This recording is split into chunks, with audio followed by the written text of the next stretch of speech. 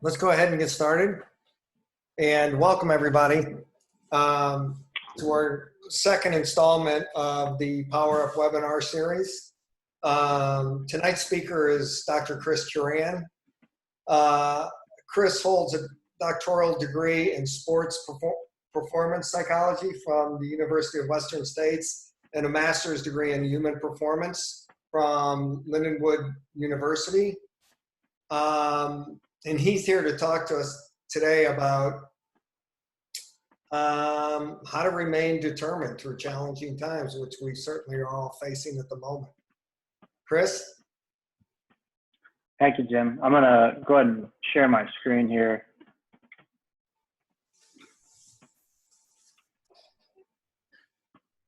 Getting ahead of myself.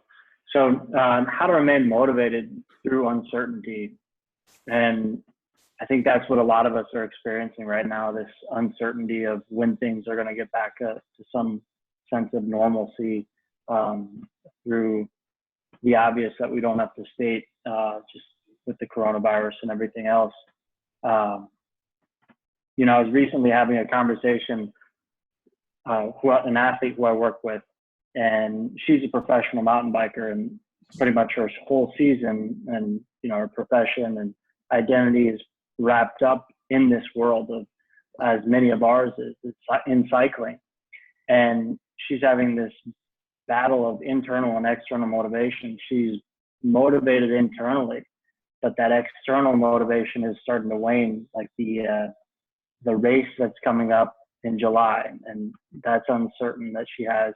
And so it's questionable right now whether or not she's going to be racing in July and being pushed back. As we know, that's the nature of what we're facing right now. So, but what I wanted to focus more on is what we can control, and that's that internal motivation. And that's what drives what you do and that why behind what you're doing. So a couple of these foundational skills that many of you have probably heard of and that are paramount to having a baseline of just having some resemblance of control of your motivation. So controlling the controllable, pretty much you're only in control of what you can control, and everything else is uncontrollable, and that's what we can't worry about.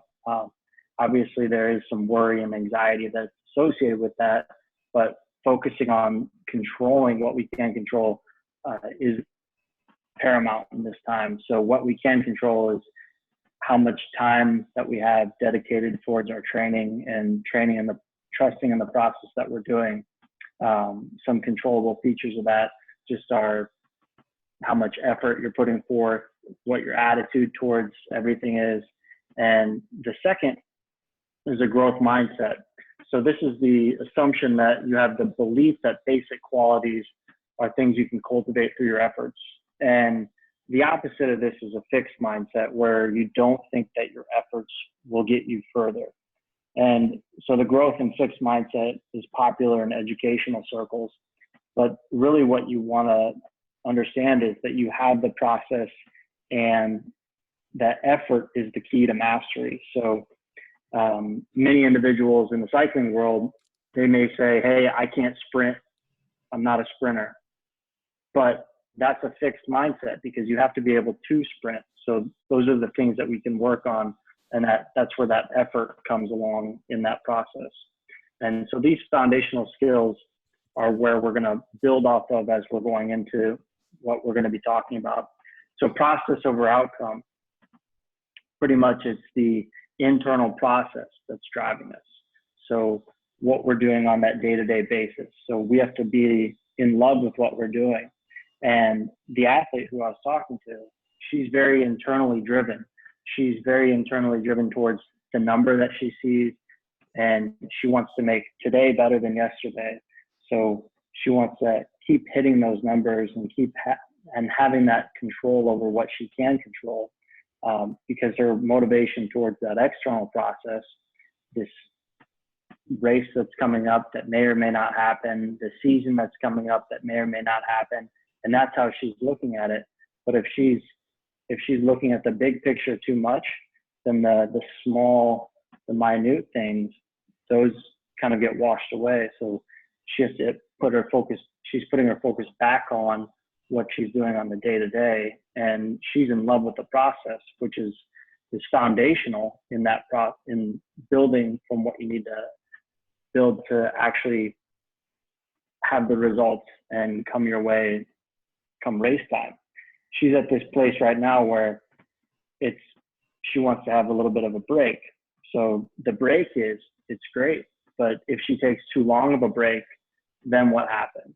So that uncertainty is kind of waning on her. So it's that balance, and where's the motivation of internal and external that's really key in all of this. And these are going to be, that we're going to be introducing here tonight, are some just foundational skills that these are assumptions that we need to have in order to get to the next skills.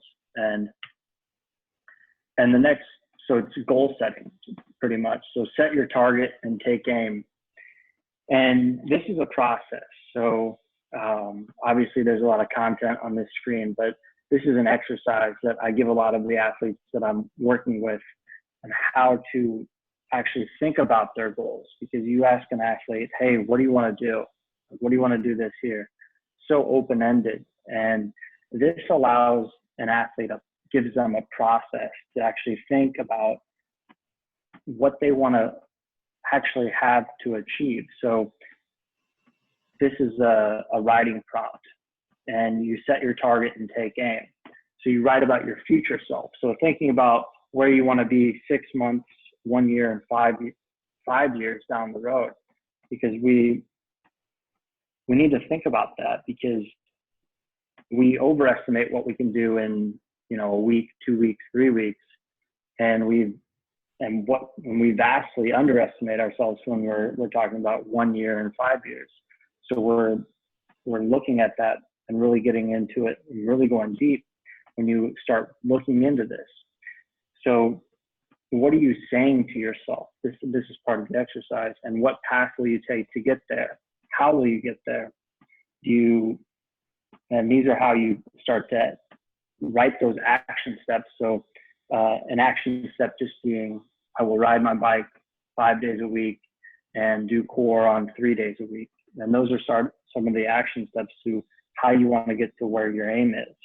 So your aim may be that you want to do Dirty Kansas in the coming years.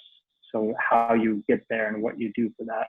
And this could be an exercise of how you achieve that goal.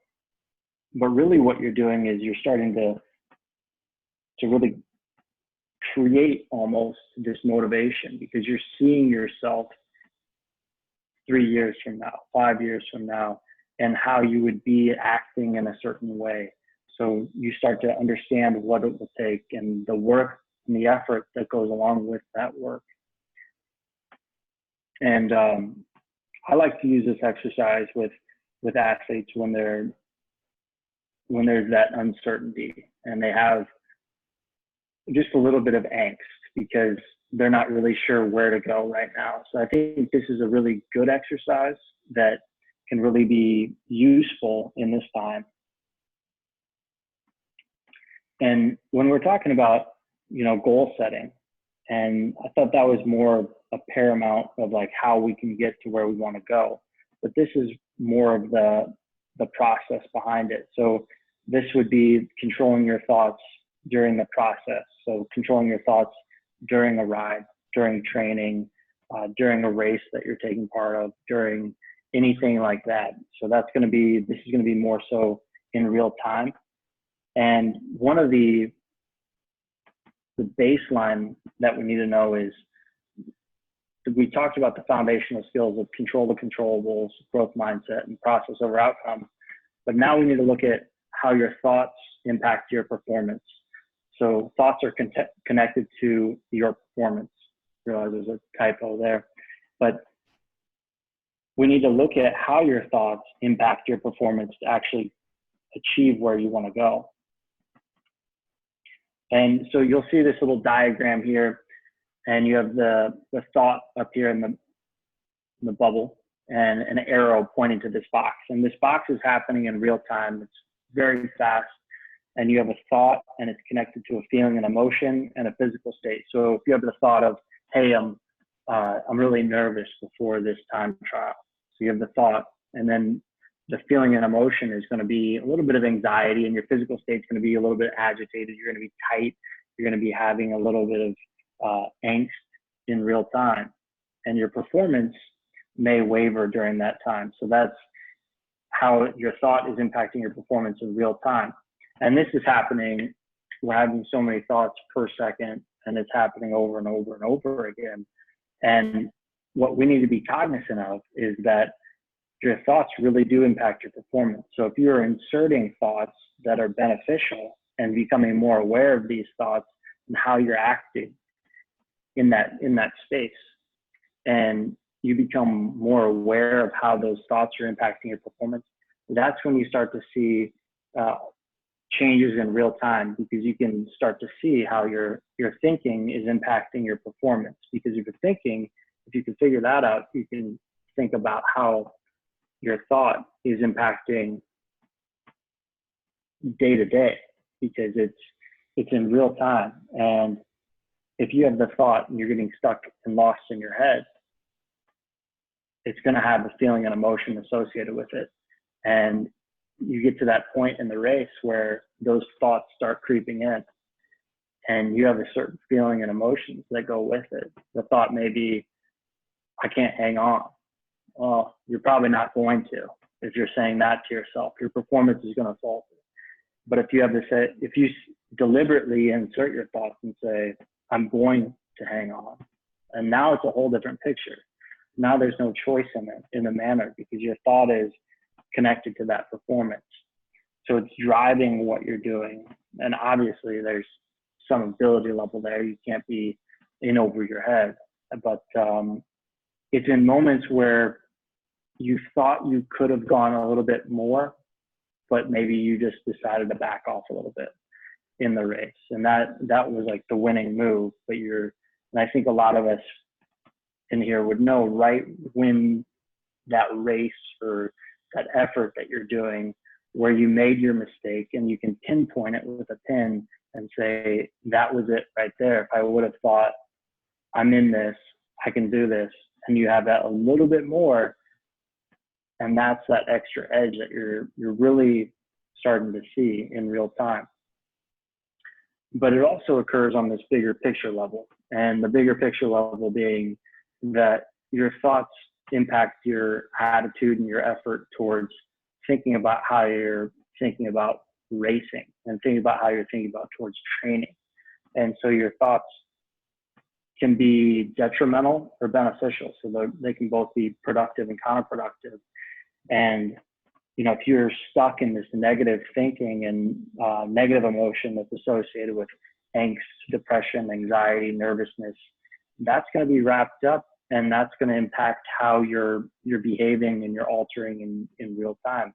But if your emotions and your thoughts are aligned with thoughts of gratitude, joy, and being thankful, then that's going to impact your performance on a day-to-day for your training as well. So it goes both ways. You can see it, how it can go either way. And we're going to be talking about how it can go one way and the other way here in a second. But first, we want to talk about how you can really start to realize in real time how your thoughts are impacting and cultivating that awareness that we talked about. So short acronym AIR, awareness, interrupt, replace. So you can see on the top, the guy in the shadow box, he has some green, a few green and a lot of red. So the red being irrelevant thoughts. So they're in the head, in that jar, so to speak, that you have.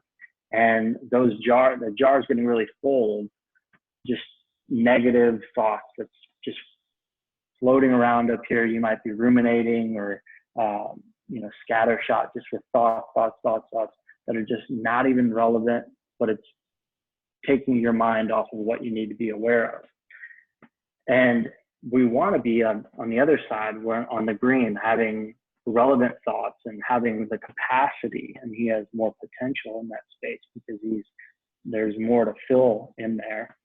So that's the ideal. But how do you get there is through this process of AIR. So awareness, having that awareness of the thought that's fleeting over you, that's of thinking in real time if I thought, oh man, this presentation is going to tank. And so you take that and you pull it down, and it's like, hey, that's not a good thought.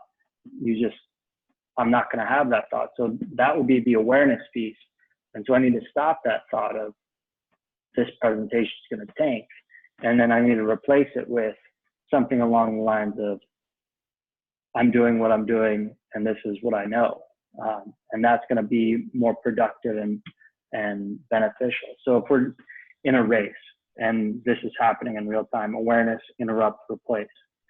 You're in the race and you have the thought of, this is getting hard. What happens? You can either fill that jar up with, this is getting hard, this really sucks, this is all gonna go to crap here pretty soon. You're tensing up because we know your thoughts impacting how your body is agitated, and you're going to be more tense in real time, and you're going to have a negative emotions associated with that. So now it's all wrapped up, and you're probably really tense and tight on the bars. And so that awareness, we don't have it right now, and that's going to go straight out the back. We're going to be off the back. Our performance is going to falter, and we're not going to be performing well. But if we replace that in saying, this is really hard, and then we have the awareness in real time, and we realize that this thought is irrelevant, and then we interrupt it with stop, or you can use just a deep breath as your replacement, just in doing that in real time, and then replacing it with, this is hard. Or you could replace it with something along the lines of, this is hard, and you realize what you're doing, and you interrupt it with that deep breath and replace it with, I'm in this, like something to say that you're actively doing what you're doing. You could be along the lines of, I'm going to stay in this race, but this is hard, because you're acknowledging that it is still hard, but you don't want to completely disassociate yourself from that thought, because it's still happening. It's still hard. You probably need to let up a little bit, but you can still be in it. And having that awareness, interrupt and replace, is a really good strategy for, in real time, how we can stop some of those thoughts that we have that are counterproductive to being beneficial. And this piece can be used in virtually any area, be at work, with family, friends. It doesn't just have to be in cycling, because we know that your performance on the bike is connected to a vast number of things, and how you're performing in those things is often dictates how you perform on the bike. So if we're aware of our thoughts and our thought process outside of cycling, and then our thought process inside of cycling or inside of athletics is going to be a much better and foundational place. And that's that can really have that through line of how you can build those deliberate thinking strategies to really think about how you can build the good things into your life. So this is finding 3 good things. And this is based on becoming more optimistic. So when you think of optimism and pessimism, we often associate with one or the other. You say, I'm an optimist or I'm a pessimist. But really it's a thinking style. So there is, we do have some, I don't want to get too down that path, but there is some tendency for individuals to have genetic traits that lead to more optimistic or pessimistic thinking styles, but it's a learned trait. So you can it's learned ability. So you can, if we think back to that growth mindset, and we think back to optimistic thinking as a thinking style, and then you can start to piece together how you can build optimism into your daily life to actually perform at your best and maintain that motivation when it's wavering. So when we think about building optimism, optimism is connected to gratitude. Gratitude is a powerful emotion. If we're feeling grateful, we're not feeling fear or anxiety or depression if we have those grateful thoughts. And it's as simple as little things, or it can be a big thing. It could be, I went out today and I cut the grass. I got a new weed eater and I did all the edges and it looks great. Like, it can be as simple as that. And just reflecting on those good things is really going to build a more optimistic thinking style, and it's going to build that gratitude into just your daily life. And that's going to have an impact on your cycling and how you approach cycling, and your training and how you approach your training. Because if you think about what good things occurred during your training plan, or during your training, what's one good thing that happened during my ride today, and you start actively building gratitude into your rides, your training, your racing, you're going to like them a lot more. And if you're surrounded by people who are like, man, that was a great ride. Like, I really had a fun time when we were going up the hill, and you were talking about it, and you're dissecting the good things about the ride automatically becomes so much better than if you're focused on that one portion that really sucked, and it was like, this is really hard, and I felt like that. Like, it's that, if you go down that hole, that's not a good way either. And you can see how you can become more pessimistic in real time of how that could happen. So actively encouraging yourself and seeking out these three good things is a strategy to build those optimistic thoughts into just your daily life. Because I think if you do one thing and you have one takeaway, it's this, and really grabbing a hold of gratitude and recording good things each day. Because if you're not looking for the good things, you're looking for the things that are going wrong. And it's a lot easier just by our nature to focus on that negative piece. If you have, your boss comes in and they say, hey, you did a great job on this piece, but you left, and they give you 15 things of praise, but they give you that one bad piece, that one improve. What do you tend to hang on to? Typically, it's that one thing you need to improve upon, and you can go home and be like, man, I didn't do that. I thought I did that. And like, you can just start ruminating about that. And, then you go, I'll show him tomorrow. And then it just goes really far. It can get down that pathway.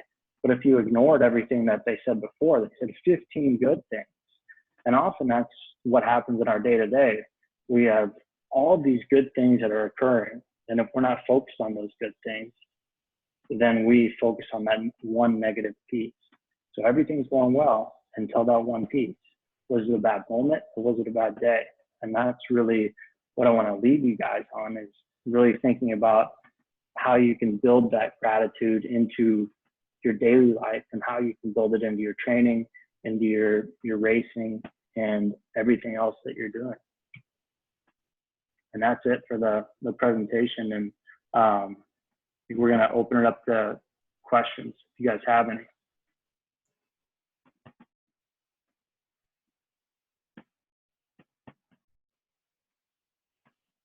Fran, I thought I saw your hand up. I didn't. She didn't say anything. No. How to put my no, but that was very interesting. Can you hear me? Yes.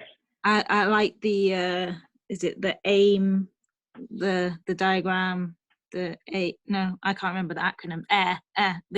Because even last week when I was racing, I remember it was like halfway through the race, and I said, I'm not doing this. This is way too hard. Like, this is so hard. And I was like off the back. So I did that. So maybe, and I didn't get dropped, but I was very close. And maybe if I had like twisted that to maybe, like you said, this is hard, but I'll keep going. It might have been a bit easier for me to stay on. Yeah, absolutely. That's awesome that you're still racing. I'm assuming on Zwift. Yeah. So Chris, what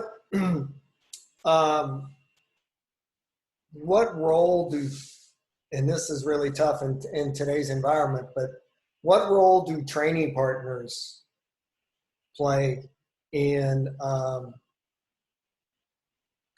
you know, your ability to keep a positive attitude, your ability to,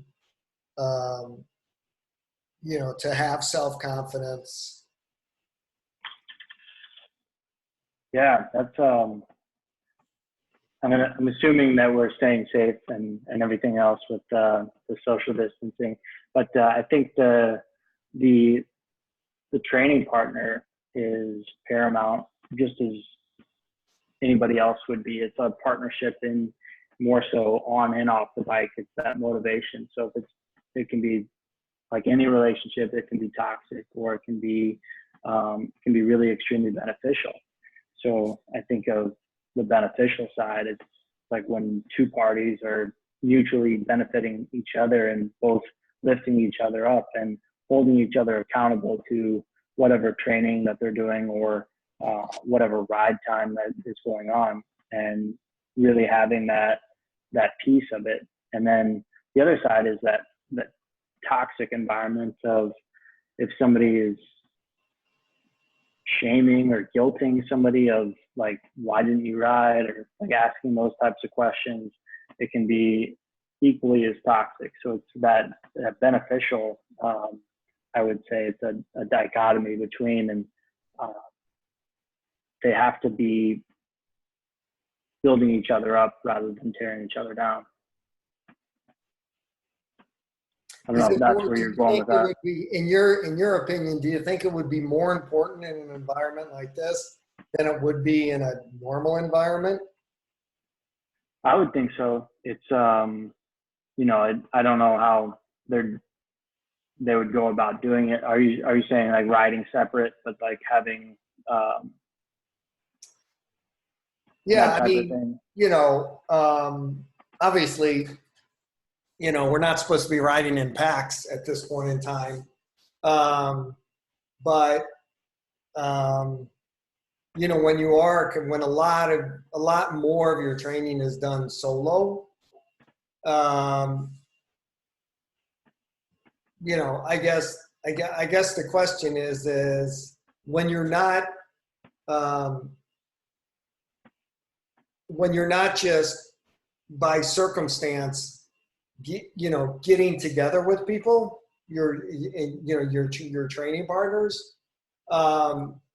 you know, how does it make it more important that, you know, that everybody makes, and I'm not trying to be philosophical here. This is actually, you know, I'm just curious as if any research has ever been done in this area, that in a situation like this, it's even more important for people to take the extra step to reach out to people and stay in contact, you know, to keep each other motivated and things like that. Sure, I see what you're saying.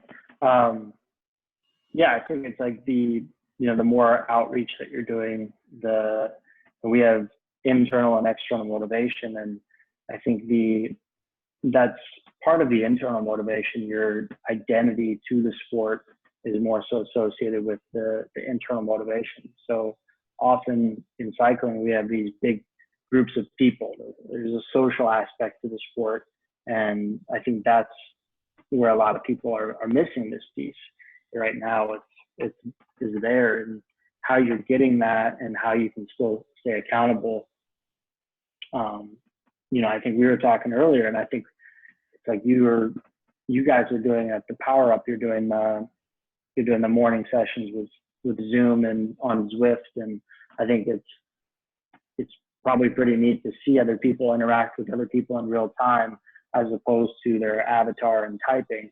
And that's, I mean, obviously it's going to be better to have that face-to-face or seeing people rather than being distant. And I think you're spot on when you're saying like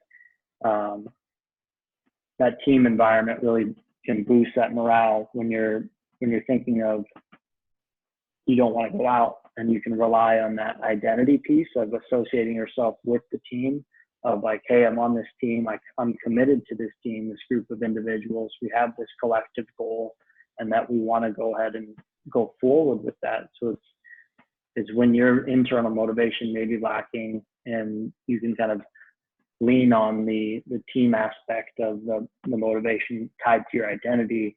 And I think that would be more along the terms that we're thinking about as a team sport, and training partners that would go hand in hand with cycling.